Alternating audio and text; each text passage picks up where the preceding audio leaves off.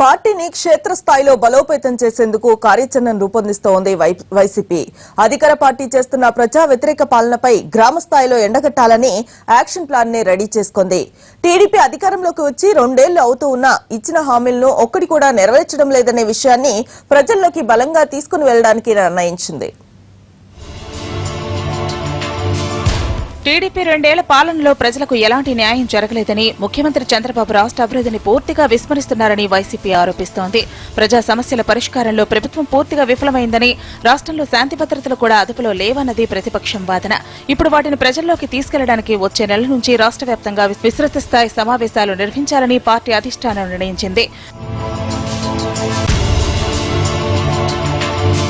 పేదల పక్షాన నిలవాల్సిన ప్రభుత్వం కార్పొరేట్ కంపెనీలకు వంత పాడుతుందని, రాజధాని నిర్మాణం విషయంలో రైతులకు తీరని అన్యాయం చేసిందనే విషయాన్ని పెద్ద ఎత్తున ప్రచారం చేయాలని వైసీపీ భావిస్తోంది.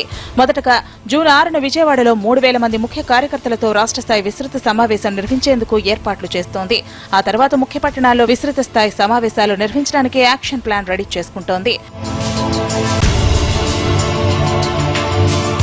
విస్తృత స్థాయి సమావేశాలతో అధికార పక్షంపై దాడి చేయడంతో పాటు పనిలో పనిగా పార్టీని బలోపేతం చేసుకునేందుకు వైసీపీ వ్యూహాలు రచిస్తోంది. రాబోయే రోజుల్లో ప్రజా సమస్యలనే వేదికగా చేసుకుని పోరాటాలు చేయాలని, అందుకు పార్టీ క్యాడర్ సిద్ధంగా ఉండాలని సూచిస్తున్నారు వైసీపీ నేతలు.